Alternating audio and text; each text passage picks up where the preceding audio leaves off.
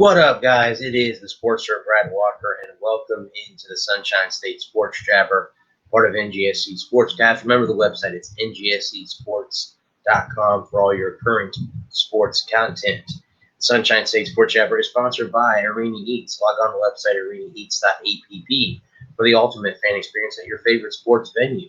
At Arena Eats mobile app, pre-order, express pickup, in-seat delivery. How do you place your order? And guys, in case you are wondering, and I keep forgetting to mention this, I do have a YouTube channel, and it's called The Sports Nerd Bradley Walker. All the episodes, guys, in case you cannot watch it live, are on there in their entirety. So, guys, head on over there, hit the subscribe button, hit the like button. That would be awesome. I'm trying to grow that channel as well over there. But, guys, again, welcome into the Sunshine State Sports Jabber. Hopefully everyone out there is enjoying their Monday. Especially in the Tampa Bay area, there's going to be a good Monday because Tampa Bay Buccaneers are heading to the NFC Championship game this upcoming Sunday against the Green Bay Packers. But again, normally, guys, I start off with Rowdy's news. I don't have any Rowdy's news, guys. I need nothing new on that venture. But I am going to start with the National Football League, and I'm going to start with the team I was just talking about, Tampa Bay Buccaneers. Defense stepped up yesterday, causing 4 turnovers against Drew Brees and the New Orleans Saints to punch their ticket to the NFC title game. The Buccaneers are now 1 win away from being the first team ever in NFL history to host a Super Bowl. No team has ever done that, and they are 1 win away from doing just that. Now, they have a tough challenge with Aaron Rodgers and the Green Bay Packers. They beat the Packers earlier in the season. So, but both teams have gotten better since that altercation. The final score yesterday, guys, if you do not know, it was 30-20. Again, this is the 32nd playoff win for Tom Brady. He is now he's been in the category all by himself for a long time, but he just moved even further close. I think the biggest defensive player yesterday had to be the return of Devin White. Guys, I wrote an article for iRock Media about the 3 game studs. Devin White was on my list. The other 2 that I had were Leonard Fournette and, of course, Tom Brady himself. But Devin White definitely he had a fumble recovery, interception. He was all over the place yesterday, guys, making tackles when they needed it. And for the first time in 7 tries, they beat the Saints. This is the first time this season, as they had played them 2 previous times, losing in week 1 and then losing 38-3 at home to this team. It's just unbelievable how they were able to. And again, guys, the first half I don't think went their way. The Saints had some good punt returns back. They kept the Bucs on their toes. They went into the half tied at 13. I think that was huge for the Bucs to drive down and Ryan Succop to get the tying field goal as they went into half because the Saints got the ball coming out of the half. Here are some stats, guys. Brady went 18 for 33 for 199 yards and 2 touchdowns and a rushing touchdown in the game. Fournette and Jones combined for 169 yards. And Fournette had a receiving touchdown yesterday in the game as well, one of the 2. Sean Murphy-Bunting had an interception. Alvin Kamara had a good game, but not good enough. Michael Thomas had no catches. That's how good this defense held them. Of course, Antoine Winfield Jr. had a big play. He had the strip that Devin White got the fumble recovery that led to points.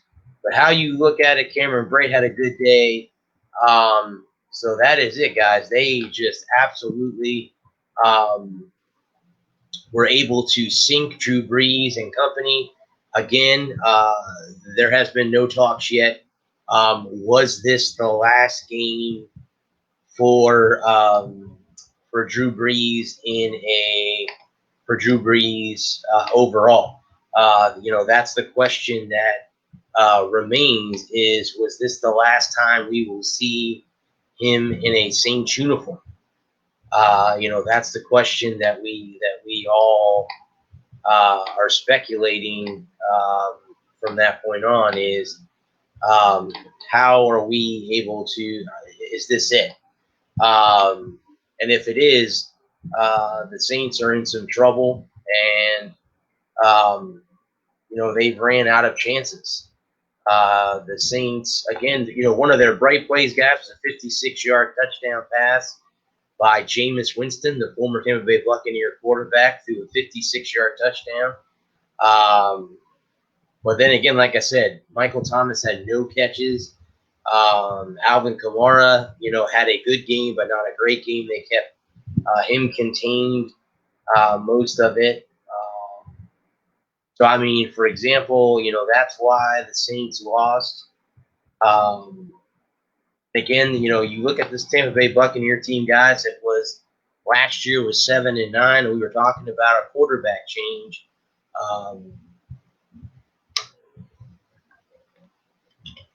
And they got it in Tom Brady. They brought him here, and now the Buccaneers are now just 2 short wins away from the Super Bowl championship. Of course, they won one back in the 2002-2003 season. That was their only title, the only time that they've ever been to the big game. And again, if they can beat the Packers on Sunday, they would be the first team in NFL history to have a home Super Bowl game. So that is how that goes. Bruce Arians did have some choice words for Tom Brady's former team, the New England Patriots. I allowed him to be himself, like New England didn't allow him to coach. I allowed him to coach. I just sit back sometimes and watch. That's Arians talking about Tom Brady. So he took his hands off where Belichick kept his hands in there. If you look at it, guys, the Buccaneers are in the NFC Championship game. The Patriots finished the season 7-9, did not make the playoffs this year. So I think you can say that the team that won the first year that Tom had left New England definitely was Tampa Bay, and Tom himself, compared to being out of the playoffs, and the Patriots struggled a little bit most of the season, but won the remaining couple, won the last game. They were on a 3-game losing streak coming into that game. There is some bright news, guys, about an injured player that happened earlier this year. Vita Vea could be active for the NFC Championship game. He fractured his ankle, and he has not played since. Guys, that would be – he has not played since he broke his ankle Week 5 against the Chicago Bears, in which the Bucs lost that football game. But he definitely coming back would definitely help the Packers have a good running game. The Bucs have the #1 run defense in the National Football League. So look for them again if Vita Vea can play. And if he can plug up the middle, that leaves the outside for Shaq Barrett, Jason Pierre-Paul, and it leaves Devin White and Levante David a chance to come in and do what they normally do against Aaron Rodgers in that Packers offense, which is the #1 rated offense in the National Football League. So that we'll have to wait and see how that goes. The Packers did a pretty good job against the #1 overall defense in the Los Angeles Rams this past weekend too. So we will have to see how it goes. But if they can get Vita Vea back, that would be huge for the Buccaneers as they get ready to play Aaron Rodgers and the Green Bay Packers this weekend. So congratulations to the Tampa Bay Buccaneers. I wanted to start the show off with that, guys, because it was exciting, and I wasn't going to make you guys wait while I talked about hockey and basketball and stuff like that before I got to the National Football League. I said, you know what? Let's start the show off. There's no my show. I can start it any way I want. So my game plan was I was going to start with the Tampa Bay Buccaneers, and we'll go ahead and start with the National Football League. The other team making kind of a splash in the state of Florida right now would be the team that's sitting behind me now, and that's the Jacksonville Jaguars, as they have hired former Ohio State head coach Urban Meyer to be their next head coach in Jacksonville. Oh, but hold your horses, because I have to add some USF news into this as well. Former head coach Charlie Strong has joined Urban Meyer's staff in Jacksonville, so he's the former USF Bulls head coach. So now you have a former Florida Gator head coach and a former USF head coach on the same staff. So that is it. Charlie Strong will be coming on. That's interesting to say the least, but he has been added. He had a very good coaching run with Louisville, but Texas, and then he had one good season with USF. He was let go, and USF, of course, has moved on, and now they have Coach Jeff Scott. But I'm just saying now it's interesting to say that Coach Urban Meyer is trying to get the guys that he can trust. Jacksonville, of course, as we all know, will have the #1 overall pick. And I believe in my heart, 9 times out of 10, they're going to draft Trevor Lawrence. I know a lot of people will say, oh, well, wait a minute. You have Justin Fields, who's out of Ohio State. He could possibly be the #1 overall pick, since Urban Meyer was the one that recruited Justin Fields to Ohio State. But unfortunately, I don't see him doing that. I would go with Trevor Lawrence. That would be the safer pick. But here is how Rex Ryan, a former NFL head coach and ESPN analyst, says that, welcome to the men's league. You're going to find out real quick there's a huge difference. Look, there's no doubt this man can flat out coach, but it's night and day difference. Why do coaches come into the league and quit after a year? Don't even make it a full year. I can give you 2 examples of that. Lou Holtz and a dude who quit the Falcons, Bobby Petrino, whatever his name is, a different league. It's a different mindset. There are no gimmies here. You can't schedule a victory. Hey, I'm going to drop down a level. Ain't no 1 AA's in this league. I think it's good to hire, if you could get a Raheem Morris on his staff, surround yourself with some guys with NFL experience, if you're going to need it. It's a great situation. You will get Trevor Lawrence. You can draft him, and you've got a lot of room in the cap. That's another thing, too, guys, that they do have. The Jaguars also do have a lot of cap space. So that can also help the Jacksonville Jaguars out, and Urban Meyer as well. They can go out and get some free agents during the offseason, but they also have the capability of signing that up. So that's good for them. Guys, here are 5 free agents that they should re-sign during the offseason. I think last week or a couple weeks ago, I said the ones that they should stay away from. Chris Thompson is a running back. They need to bring him back. He finished the year with 1,414 scrimmage yards on 289 touches, the most for an undrafted rookie in NFL history. He did miss the last 2 games of the year. His numbers might have looked even better. So that is outstanding. Dare Ogunwale started 2 games in relief as a rookie, and he carried the ball 32 times, 145 yards. So again, bringing back Chris Thompson would definitely help the Jaguars out. Sidney Jones, their cornerback.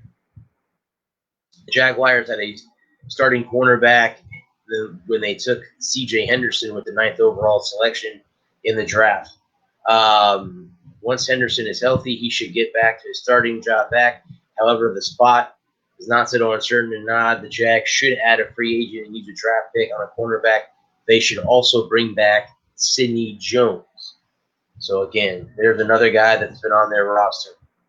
Tyler Shatley, offensive lineman. Guys, you can't have enough offensive linemen in the National Football League. Hands down. You got to have, if you're going to have a rookie quarterback coming in, you better have an offensive line, because ask Joe Burrow how that feels. Joe got hurt. He's tore his ACL and MCL because the offensive line in Cincinnati is not that good, and now he's out. So definitely bring back your offensive lineman when you can. Keelan Cole, a wide receiver. Got to have weapons for the rookie to throw to.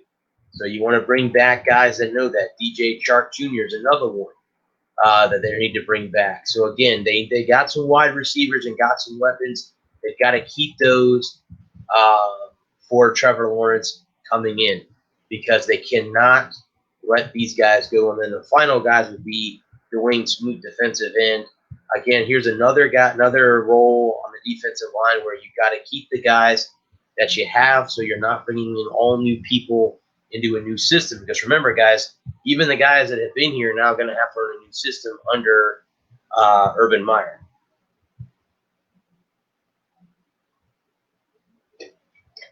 So we'll have to wait and see. Smoot did take 59% of the defensive snaps this year for the Jacksonville Jaguars. So again, that will be that. So that is the Jaguars move there. So Urban Meyer is the new head coach there for that. The next team, guys, and the last team that I cover in the National Football League is the Miami Dolphins. Again, here's another team that's got a lot of cap space and a lot of draft picks again this year. But the talk of right now, the big talk is them trading to get Deshaun Watson. Guys, if you have not heard, and again, this really is not anything Florida related, Deshaun Watson wants out of Houston. And Miami would have the capability of bringing him in, making some trades, and having cap space available to bring in a guy like that. And you know what? You have Tua here. I mean, if you bring Deshaun here, I don't know what they would do with Tua, because you drafted him 5th overall in last year's draft.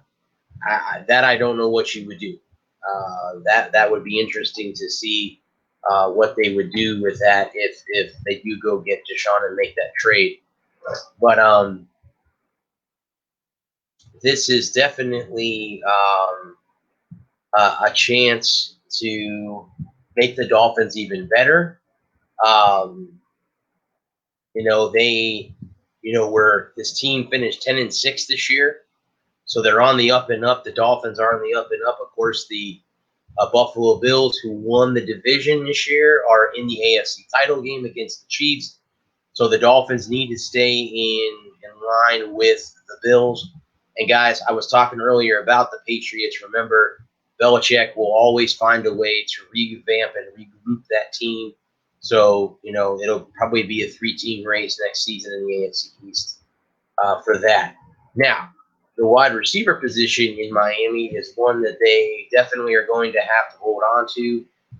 They have Devontae Parker, obviously. Mike Gesicki is one of those guys.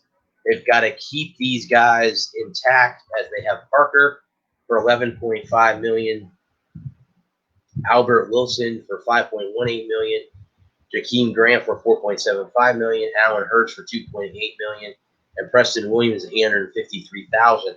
These are wide receivers they got to keep, again, to keep everything in line, to keep this team moving on. Because again, this team made giant steps forward this year. Again, this team used to be one of the lackadaisical teams in the National Football League, and they jumped up humongously, finishing 10-6 this year. And again, we're right in the thick of it in the AFC East for a while until they lost to the Buffalo Bills. And of course, they lost to the Bills in the last game of the season, which knocked them out of the playoffs. So that is interesting, to say the least there. But their defense had 41 sacks, which ranked them tied for 10th in the National Football League. 23.5 came from players new to the roster in 2020. So that's awesome that the defense stepped up. And again, that's going to be another big thing that they're going to have to keep moving forward. If Miami is going to come back again next year and do that. Again, you have Ryan Fitzpatrick still here. So I don't know if they make the trade for Watson, what will happen to Fitz, what will happen to Tua. What will Tua be traded to Houston? Will that be the flip-flop trade? Will the Houston Texans say, hey, we'll take Tua back in return for Deshaun Watson? So we'll have to wait and see how that goes down. I don't know how that will work. I don't see that happening, but you never know. You never know what might happen with that. But we'll have to wait and see as this continues onward and as we get into the off season. We're not quite there yet. There are still 3 NFL games left, and that is the 2 conference championship games, and of course, the big game on Super Bowl Sunday. All right, guys, I'm going to jump to the National Hockey League, and the Florida Panthers actually began their season the other day in a 5-2 win over the Chicago Blackhawks, and in that game, defenseman Keith Yandle keeps his consecutive game streak alive and scores his 100th career goal.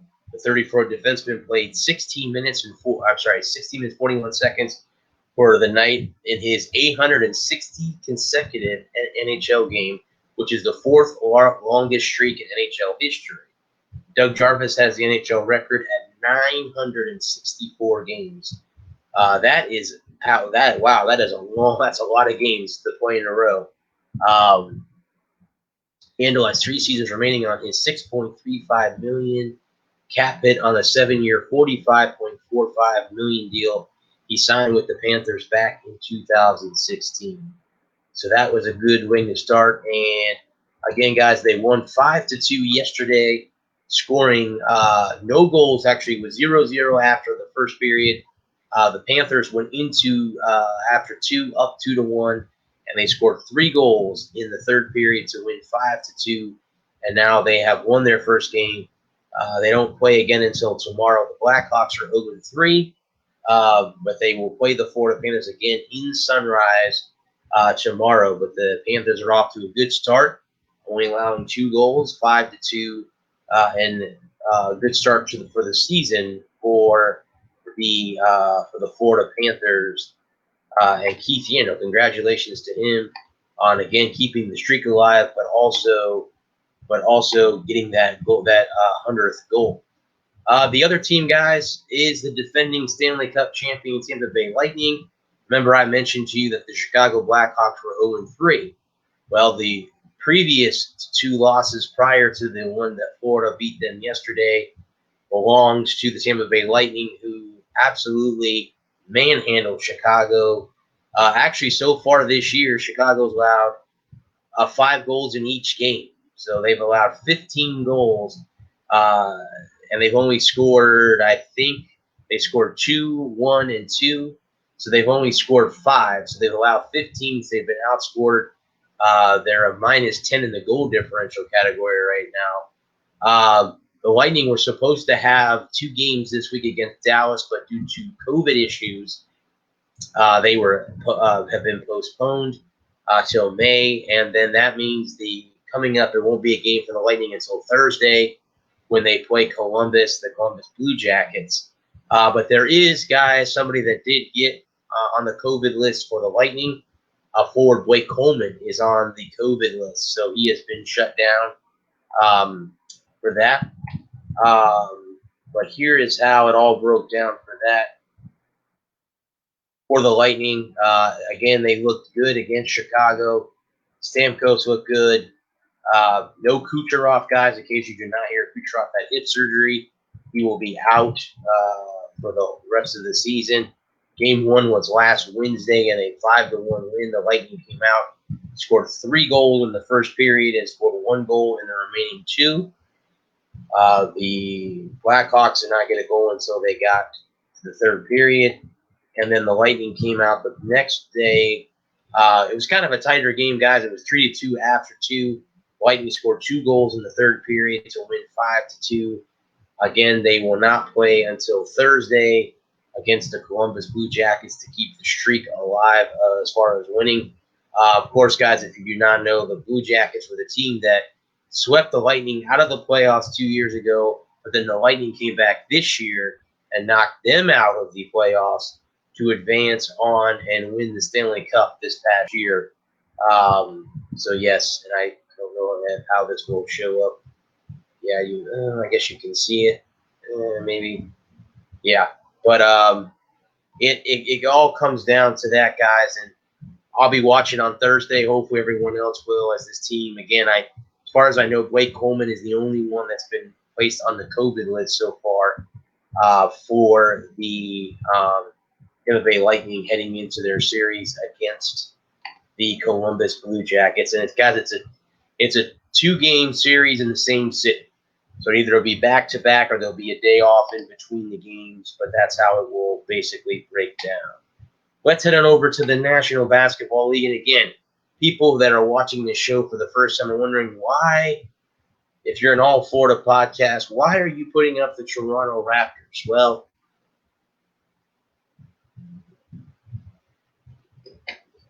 the reason the Raptors are up here, guys, is because they're playing in Tampa, Florida. This podcast not only covers all Florida teams, but sporting events and venues that are covered in the state of Florida. So the Toronto Raptors are playing at Amalie Arena where the Lightning play. So that is why I am covering the Toronto Raptors on my show, in case you're turning in for the first time. I'm going to go ahead, guys, and give you the stats for their last 3 games. Currently, the Raptors are 2-8. They lost 112 to 111 to the Portland Trailblazers last week, about a week ago on Monday. They were 45% from total field goal percentage, 40% from the three-point line. They hit all of their free throw, 100%. They had 42 rebounds, but only 6 offensive boards, 27 assists, 5 blocks, 6 steals, 15 turnovers, 38 points in the paint with 22 fouls. That's why, again, you probably would lose that game. Last Thursday, a couple of days ago, they beat the Charlotte Hornets 111-108. In this game, they were 45% field goal percentage, 40% again from the three-point line, 84% from the foul line, 40 boards, 13 offensive boards, 33 assists, 6 blocks, 13 steals, 17 turnovers, 36 points in the paint. They had 16 personal fouls in the game. Then Saturday, just 2 days ago, they beat the Hornets again, 116-113. They only shot 41% from total overall, 42% from the three-point line, 88% from the foul line. They had 43 rebounds, 7 offensive, 28 assists, 8 blocks, 5 steals, 15 turnovers, 20 points in the paint, and 22 personal fouls. And let me go ahead, guys, real quick and pop this up. They are currently playing, or is the game already over? The game is at the half right now between them and Denver, and it's a 47-all contest. So they are tied at the half currently with the Dallas Mavericks. So that's interesting, to say the least, on that. Now, I will jump to my next team that I cover in the state of Florida as far as basketball goes, and that is the defending Eastern Conference champion Miami Heat. Now, the Heat are having a rough time of it here this year as well. The biggest thing for them, guys, has been turnovers. They're trying to cut that down. Entering Saturday match against Detroit, they were averaging 17.8 turnovers per game. The Heat called up the ball 23 times. That directly led to 27 points in that game. So you can't do that and be right back in the thick of it if you're going to do that. So let's take a look at the stats, guys. That's something they're going to have to clean up to get back into this. Again, right now they stand at 4-5. Now they had a game they lost in overtime to Philadelphia on Tuesday the 12th. 137-134 in that game. They shot 46% total field goal percentage, 33% from the three-point line, 79% from the foul line, 46 total rebounds, 14 offensive rebounds, 27 assists, 4 blocks, 6 steals, 18 turnovers, 50 points in the paint, and they had 21 personal fouls. There's the turnover thing, guys. They were just talking about 18 turnovers. Then on Thursday, again, they played Philly again, lost 125-108. Kind of the same thing, 49% total field goal percentage, 35% three-point, 61% from the free throw line, 41 off boards, only 9 offensive rebounds, 28 assists, 1 block, 4 steals, 20 turnovers, 54 points in the paint, 19 fouls. They are having all kinds of issues with turnovers, and that is why they are losing.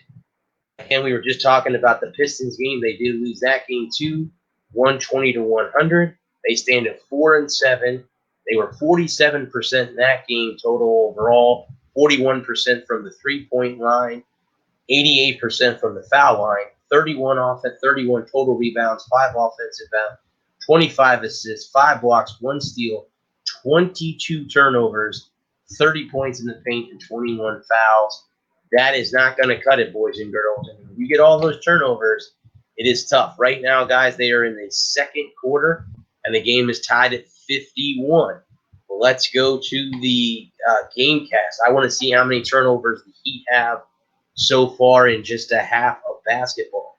So let's take a look here and see if I can get this to pop up and find out how many turnovers they have. Let's see here. Team stats.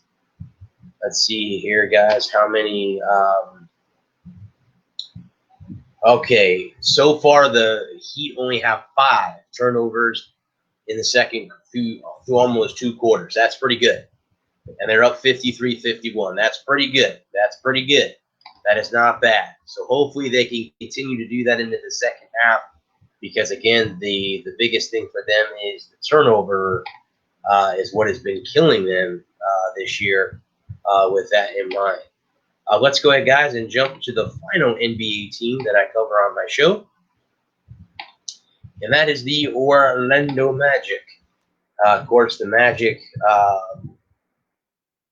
have it tough. They are 6-8 on the season. Their last 3 games. Friday, they lost to the Boston Celtics, 124-97. They were 40% total field goal, 25% from the 3-point line. That is not going to cut it in the NBA. 63% from the foul line, 46 total rebounds, 15 offense, 14 assists, 1 block, 5 steals, 11 turnovers, 52 points in the paint, and 16 fouls. Now, you say that's pretty good, but look at that. I mean, 25% from the 3-point line.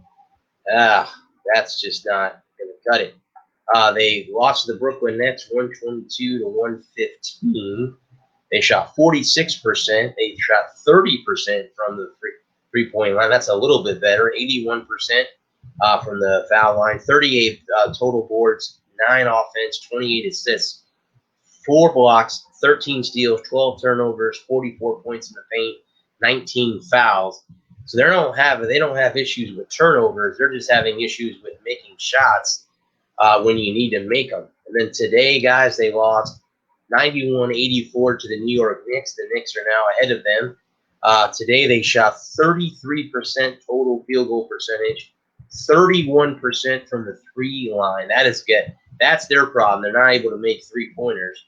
87% from the foul line. They had 51 total rebounds, 10 offensive, 18 assists, 9 blocks, 4 steals, only 11 turnovers, 26 points to the 42 that the Knicks had in the paint, 24 fouls. That is why the Magic currently sit 1 game under 500, or 2 games under 500, excuse me, at 6-8. So that is kind of interesting to say the least with the Orlando Magic. So the Magic have issues shooting the three ball. The Heat have issues with turning the ball over, and the Raptors have a combination of something going wrong. So all 3 NBA teams need to get it fixed. Again, we're still early in the season. Not time to push the panic button quite yet. But if these teams are going to be there when it's all said and done in the end, they're going to have to do a little bit better job moving forward is what I'm trying to get at moving forward. Again, guys, my show is sponsored by Arena Eats. Log on to the website, arenaeats.app, for the ultimate fan experience. At your favorite sports venue, Arena Eats mobile app, pre-order, express pickup, or in-seat delivery. How do you place your order? All right, guys, so we're going to go ahead and jump to the Major League Baseball. And according to Rob Manfred, the commissioner of Major League Baseball, they would like to get the season started here very, very soon. They're trying to get the season started soon and have a full 162 game season. To me, as I talked about this on the Walker Report just this past Thursday, I find that nearly impossible because games in the NBA are getting canceled. College football had a lot of games get canceled due to COVID. Hockey's had some games, college hockey, college basketball. How in the world are you going to get a 162 game season in and hope that no team gets COVID like the Miami Marlins did last year, and you had them sit out for a long period of time, at least a 2-week thing. So again, I don't know how that's going to happen, but here, guys, are the all-time best Marlins team by position over their 3 decades of them being in existence. Starting pitcher would be Kevin Brown, and that was his 1996 season, where he had a 1.89 ERA. He had 3 shutouts. Voters may have been swayed by his multi MLB best 276 strikeouts to Brown's 159, and the two were neck and neck in the WAR ratio with 7.9 to 7.4. But nothing less, Brown is our pick for the best single season turn in by a Marlins hurler. Right-handed pitcher would be Brian Harvey, the 1990-1993 season, pitching in 59 games in the team's inaugural season. He had 69 innings and finished with a 1.70 ERA, enough for a robust 2.52 ERA plus. Among pitchers with at least 69 innings pitched in 1993, only then Expos reliever John Wetland finished with a better ERA plus, posting a 3.05. Mark Tunian of a 1.37 ERA. Harvey's 4.0 WAR that season still ranks first among Marlins relievers with 2004. Amardo Benitez trailing at 3.4. The best catcher they've ever had, guys, is JT Realmuto in 2018. Realmuto in the 2003 World Series backstop, Ivan Pudge Rodriguez are tied for the best mark in team history at catcher. 4.5 because of this. We need a deeper. If Burrell's at the end of the day, Realmuto wins out thanks to his 1.2 on-base percentage plus, the highest among the Marlins catchers in a single season, by the way of a triple smash. Rodriguez and had a better offensive season, slashing 297, 369, 474. Realmuto's 277, 340, and 44. But Realmuto's threw out a higher percentage of base runners, 38 to Pudge's 33. So then there you go with that. First base, the nod goes to Derek Lee, 2003. He had a 3.0 WAR, which ranks first at that mark. He had a on-base percentage of 888 compared to 872 in his previous years. He had 31 home runs in 2003, second only to Mike Jacobs in 2008, among first basemen in franchise history, being the starting first baseman in the World Series season. Team did not hurt either, and Lee's appeared in all 162 games that season. Second base would be Luis Castillo, 2000. Castillo had a 4.5 WAR that year, 62 stolen bases, and a 418 on-base percentage. He hit 381 and was never best in 2000. Miguel Cabrera is the best third baseman in 2006. He had a 5.8 R WAR with a 430 on base percentage, 26 home runs, 114 RBIs, and a 9.98 OPS that year. Of course, better things in Detroit, winning a Triple Crown, back-to-back MVPs. It was Miami where he first made his name. Shortstop is Hanley Ramirez in 2009. This was arguably the best hitter in respective shortstop position.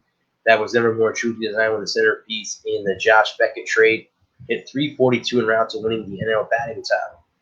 Ramirez managed to finish a 2020 player in 2009, finishing with 24 homers, 27 stolen bases, as well as 42 doubles, 106 RBIs. So there you go with that. Left field, guys, they give the nod to Cliff Floyd, 2001. Marcell Ozuna was incredible to play second fiddle to Cliff Floyd's 2001 performance. He had a 6.6 R WAR. He had a 392 on base percentage in 1984. Best Floyd's 390 mark that season before he gets the nod, as he had 31 home runs with a 5.78 slugging percentage in 2001. Center field goes to Christian Yelich. I think he's probably the biggest player that a lot of Marlins fans are absolutely pissed off at that Derek Jeter let go. Yelich had a 3.9 to 3.7 WAR with 18 home runs, 16 steals, 3.60 on base percentage. He cost the team 12 runs on defense. The offense output alone there, Joe. It's just in conclusion here. Right field goes to Giancarlo Stanton, who is now a Yankee. He had set a record for 59 home runs, 631 slugging percentage, 132 RBIs. Those are all franchise records.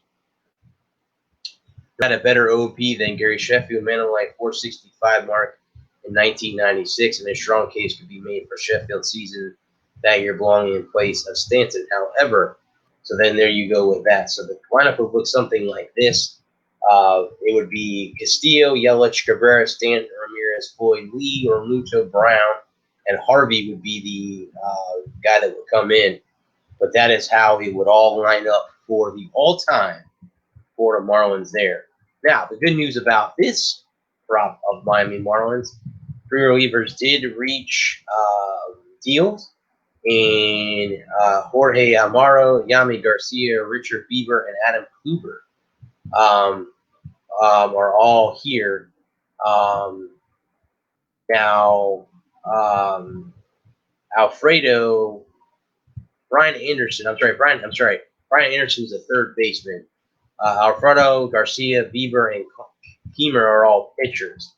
So all four of them have reached deals with the Marlins to stay, which is good. Again, you want to kind of keep the guys that got you to where you were a year ago. This team got to the second round of the playoffs a year ago, and again, started the season on the COVID list and still was able to get back and play very well and get back and do that. So here, again, as I was just talking about, they avoided arbitration with all five of those players, so they don't have to worry about that, which is good. Again, I think every baseball team is trying to, of course, avoid the arbitration with their players. You're trying to get the guys signed. You don't want to go to arbitration because more times than none, they go to arbitration, they're going to get more money than what the team can offer them. So the other team, guys, that I cover in Major League Baseball on the Sunshine State Sports Jabber is the Tampa Bay Rays, the defending American League champion Tampa Bay Rays, who have lost a lot of faces. There'll be some new faces this year, as we have already seen Charlie Morton be traded, or he left as a free agent. Blake Snell has been traded. They've been still shopping some other players around. Now, here are some arbitration hearings for one: Yanni Chirinos, Tyler Glasnow, Manuel Margot, Joey Wendell. Those have been settled. Excuse me.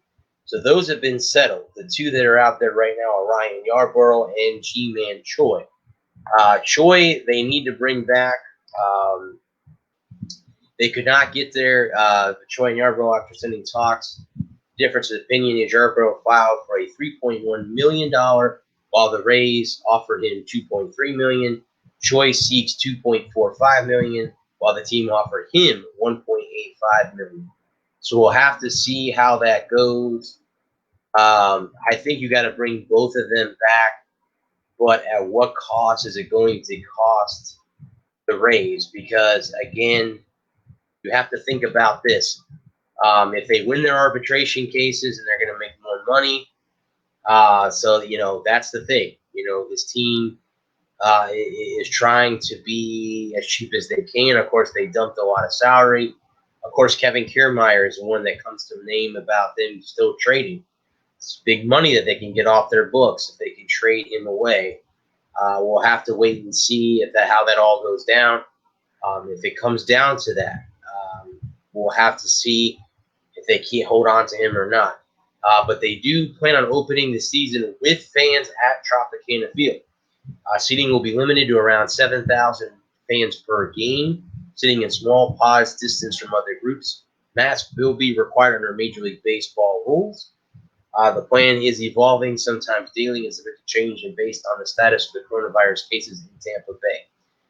That will probably not make Mayor Rick Kreisman very happy. I don't think he wants large groups being there in his city. being that the Rays play in St. Petersburg, Florida. If people do not know that, the Rays do not play in Tampa. They play in St. Petersburg. So we'll have to wait and see how that all breaks down for Mayor Kreisman and all of that stuff there. But they plan on having them. That's pretty cool. The Rays, like the other 29 teams, played the abbreviated 2020 season without fans at Tropicana Field. The Bucks played with a limited number of fans at Raymond James Stadium, the site, of course, of Super Bowl 55 in just a few weeks on February 7th. Now, again, spring training, as I mentioned earlier when I opened up about baseball, that spring training is still up in the air and how they're going to do that. They would like to start the season on April Fool's Day, April 1st, for a full 162-game season.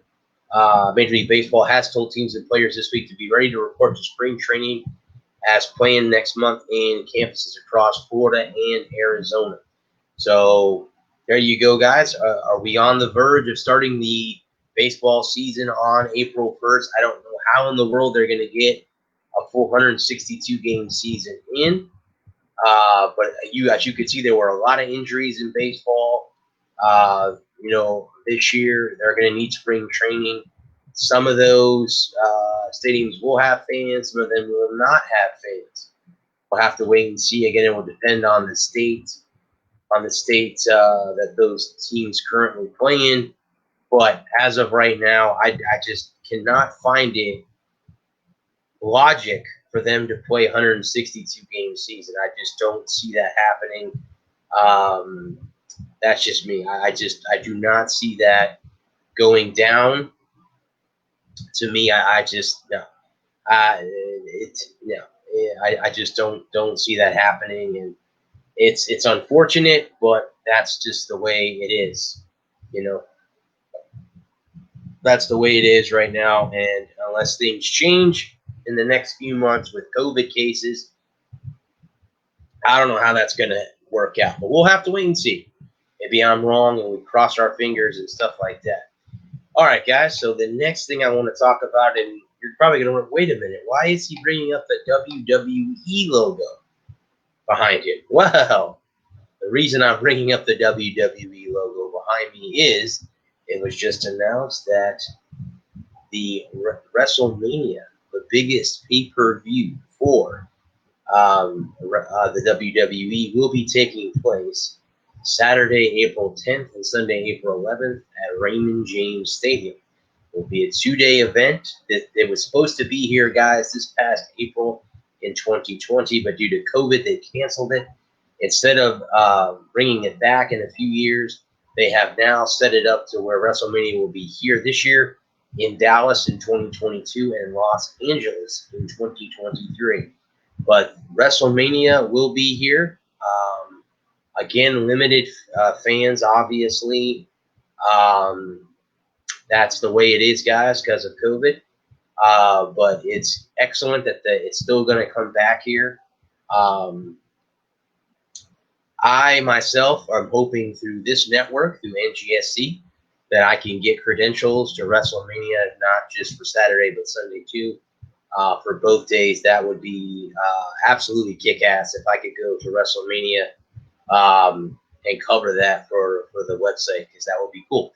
So that is something that we are working on as a network to get yours truly to be at WrestleMania Raymond James. I was, again, excited this year because I had a good feeling that I was going to be able to go this year had COVID not hit and changed just about everything in every walk of life.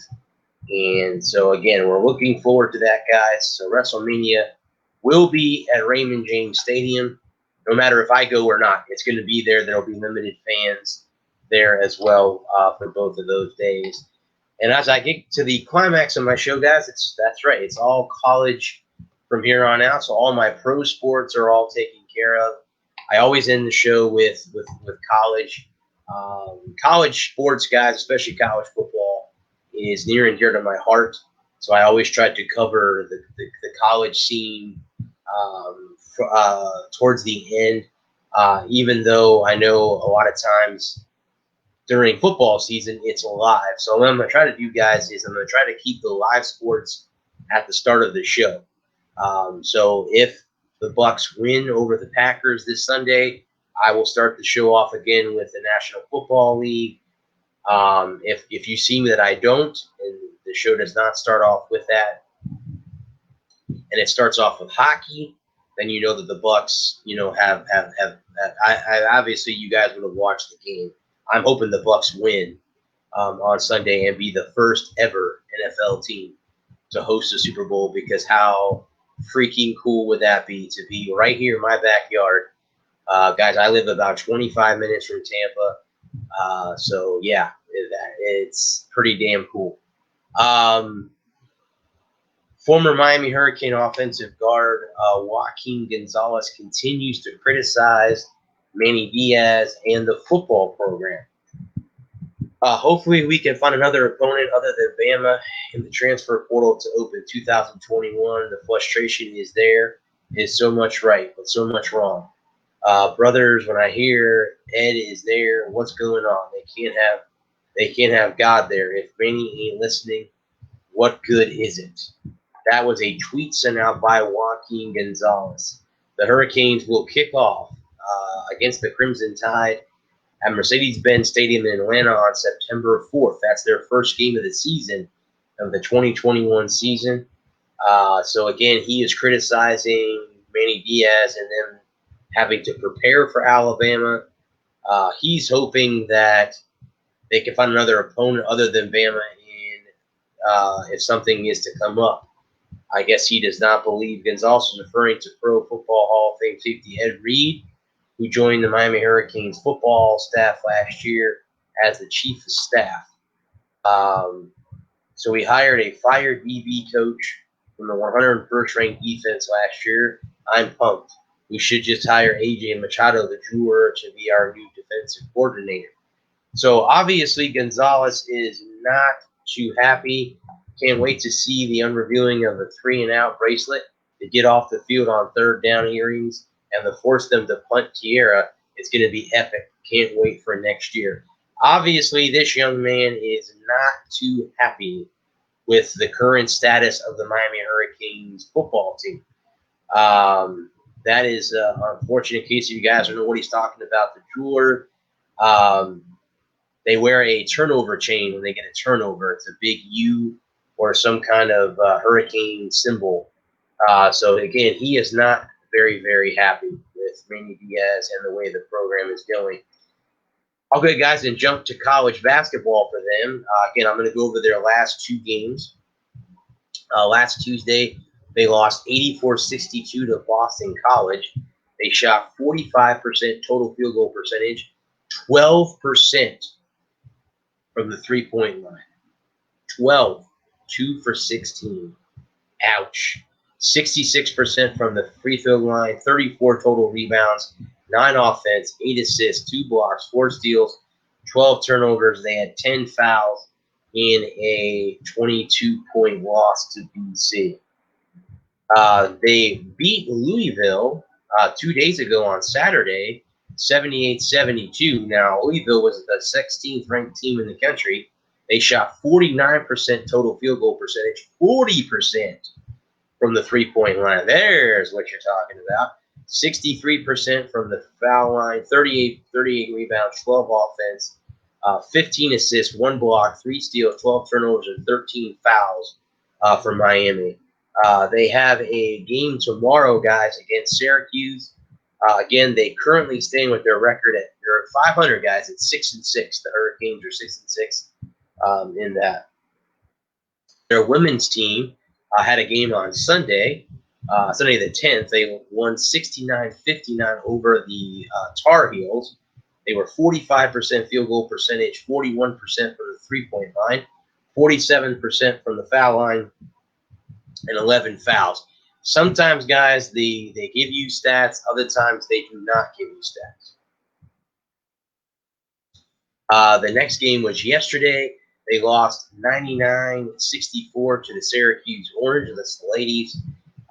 They shot 40% to overall field goal percentage, 27% from the three-point line, 73% from the foul line, 22 total rebounds, 7 offense, 10 assists, no blocks.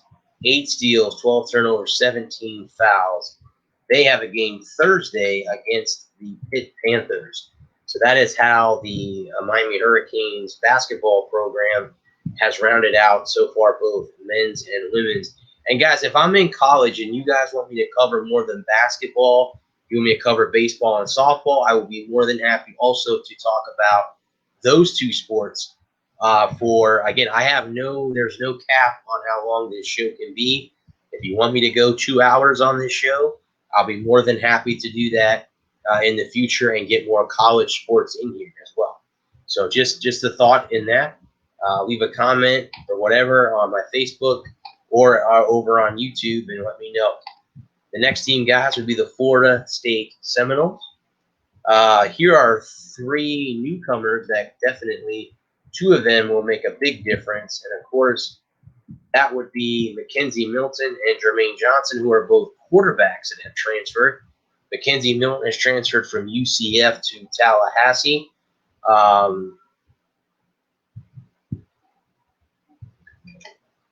He says right now that his biggest hurdle right now is learning the playbook and learning the names and personalities of the guys in the building. At this point, there's no pressure, and the rest will take care of itself. So he definitely is there as well. And, of course, Jermaine Johnson says Mike Norvell was the first person to reach out to him when he entered the transfer portal. Those are 2 guys. Actually, Johnson's not a quarterback. He's a defensive end. So that's pretty cool there. So, again, they're trying to build a little bit better culture in Tallahassee. It was not a very good season for the Noles this year, football-wise. So they're trying to spark a new thing, get them going. Their men's basketball team had a game last Wednesday. They beat the NC State Wolfpack 105-73. 70% total field goal percentage, 66 from the three-point line, 100% from the foul line, 32 boards, 6 offense, 24 assists, 7 blocks, 6 steals, 11 turnovers, 15 fouls in a win over NC State. Their next game, which was just 2 days ago, they beat on Powerhouse North Carolina 82-75. They shot 48% from the field, 50% from the three-point line. Wow, that's good. 96% from the foul line, 30 boards, 9 offensive, 12 assists, 6 blocks, 10 steals, 17 turnovers, 16 fouls. And right now, guys, let me check because they're currently playing. Let me go back real quick with the NBA. Miami is trailing Detroit 61-58. And let's see, Toronto is up 81-72 over the Dallas Mavericks. Let me see, guys, real quick on college basketball because currently right now the Seminoles are playing right now. So let's see what the scores are there in the let's see here. They won. Okay, let's go ahead and check out. They won 78-65 over Louisville. So let's check the stats on this game, guys, because that's 3 wins in a row for the Florida State basketball team. They had COVID issues, so they have come off of that pretty well. They're 8-2 overall, 4-1 in the conference. They shot 50% from the field, 42% from the three-point line, 70% from the foul line, 35 boards, 11 offensive, 24 defensive, 19 assists, 8 steals, 5 blocks, 12 turnovers, and 19 fouls. But they did beat Louisville. So, again, they're 8-2 overall and 4-1 in the conference. 4-1 in the conference. The Noles are off to a very, very good start. Their women's team had a game yesterday, and an 84-56 loss to the number 2 overall Louisville Cardinals. The Lady Noles shot 40% from the field, 30% from the three-point line, 62% from the foul line, 25 boards, 6 offense, 6 assists, 2 blocks, 6 steals, 13 turnovers and 13 fouls in a loss. That is the only game that I have for them, guys. And they have a game against NC State coming up on Thursday. All right, so we will move to the next team on the block, and that is the Florida Gators. It looks like Florida is attempting to try to keep one of their defensive assistants from going to Michigan. Linebackers coach Christian Robinson has indicated that he is going to Michigan. However, the former Georgia linebacker is fairly well fought in Gainesville. So, again, they're trying to keep him from leaving Gainesville to go to Ann Arbor, but we'll have to wait and see how that all plays itself out. Their basketball team, guys, the men last Tuesday won 72-63 over Ole Miss. They shot 43% from the field, 42% from the three-point line, 84% from the foul line, 39 rebounds, 10 offense, 9 assists, 10 blocks, 6 steals, 10 turnovers, and 11 fouls. The next game was against Mississippi State. They lost by 3 points, 72-69. They shot 41% overall, 26 from the three-point line, 87% from the foul line, 26 rebounds, 6 offense, 11 assists, 7 blocks, 5 steals, 11 turnovers, 17 fouls. They have a game tomorrow against the heavy recruited and very good Tennessee Volunteer team. The Lady Gators had a game last Thursday. They lost to Arkansas 84-80. The Gators shot 47% from the field, 37% from the three-point line, 66% from the free throw line, 34 boards, 7 offense, 10 assists, no blocks, 6 steals, 16 turnovers, and 23 fouls in the game. And then yesterday, they won 68-54 over the Auburn Tigers. They shot 42% from the field, 31% from the three-point line, 78% from the foul line, 43 boards, 13 offense, 12 assists, 1 block, 9 steals, 12 turnovers, 16 personal fouls. They have a game against the Vanderbilt Commodores coming up on Thursday. All right. And now we move on to the final 2 teams I cover on my show. The first is the team in Orlando, and that's the UCF Golden Knights. Tennessee assistant Joe Osvet interviews for UCF's opening job per source. By the way, in case you're not wondering, Coach Jeremy Pruitt of Tennessee has been fired. So I don't know what the status of this is, but he has interviewed for the position for wide receivers coach. Jeremy Pruitt is no longer there. I don't see Osvet staying and coming. He damn well come to UCF where the team is going to win, because now Pruitt's gone and Pruitt's one of so we'll have to wait and see what Osvet does. But again, it will be definitely interesting to see moving forward with how UCF does that. Their men's basketball team lost 62-55 last Thursday to Temple. They shot 32% overall, 36% from the three-point line, 76% from the foul line, 39 boards, 12 offense, 14 assists, 2 blocks, 6 steals, 13 turnovers, and 19 fouls. They played Houston next. Yesterday, losing 75-58. They're 3-5 overall, 43% from total, 21% from the three-point line, 63% from the foul line, 36 boards, 13 offensive boards, 7 assists, 5 blocks, 4 steals, 20 turnovers, 17 fouls. They have a game against SMU coming up this weekend. The Lady Knights won 58-51 and 57-41 in their last 2 games. They beat Eastern Carolina and they beat Cincinnati. They are currently 7-2. That's pretty damn good for UCF. 7-2. I have no stats for them in those 2 games, guys. They have a game against Houston coming up on Saturday as well.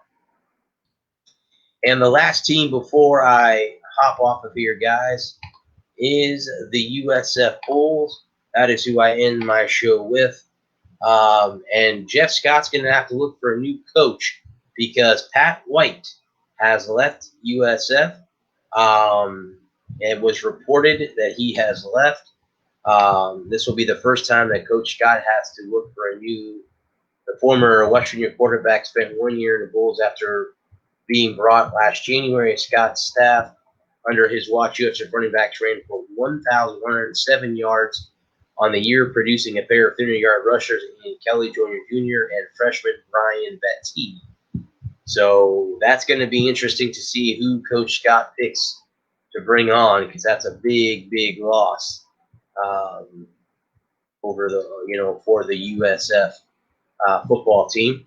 Last Saturday, the men's team beat Eastern Carolina 69-63. They shot 41% overall, 36% from the three-point line, 55% from the free throw line, 41 boards, 13 offensive, 13 assists, 2 blocks, 4 steals, 17 turnovers, and 20 fouls. They had supposed to have a game on Saturday against Houston.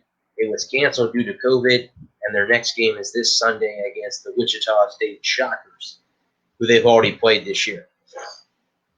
The women's team has been one of the biggest, absolute dominating teams in college basketball right now. They only have 1 loss.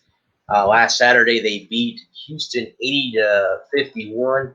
They shot 47% overall, 40% from the three-point line, 72% from the free throw line, 47 boards, 17 offense, 22 assists, 4 blocks, 13 steals, 21 turnovers, 15 fouls.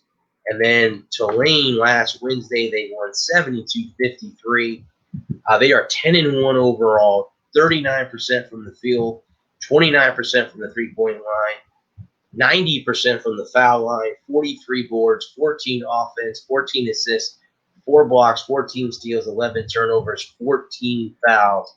And they have a game on Wednesday against Wichita State. I'm sure that we will be talking about that tomorrow night on Bullseye, which I will be joining with Larry Frank. So I'm sure that we'll be talking about USF tomorrow night. I'm sure we will have a guest, as we usually do every week. So, guys, with that is going to be the Sunshine State Sports Jabber for this lovely Monday. We only have one more Monday left in the month of January. Holy crap, how quickly time goes by. But yes, again, guys, if you are watching live on StreamYard or on Facebook, you can still see the pixels. The pixels will be fixed as of tomorrow. My camera is coming in sometime tomorrow. So the first true show that I will have where it will not see pixels will be Thursday. Next Monday, I will be doing this. Either that, or I don't know if I'm going to do a show next week. Well, I'll do a show on Monday and Tuesday. Thursday, I don't think I'm going to be here. I'll be out of town. But, I mean, Monday, I'm going to go ahead and do a show and start using that camera that I got, HD camera, to take away the pixels. The green screen has been awesome, so I'm going to continue to use that. And as you can see throughout the show, the logos change as I talk about the teams. Guys, this, again, the Sunshine State Sports Jabber is sponsored by Arena Eats. Log on to the website, arenaeats.app, for the ultimate fan experience at your favorite sports venue, Arena Eats mobile app. Pre-order, express pickup, in-seat delivery. How do you place your order?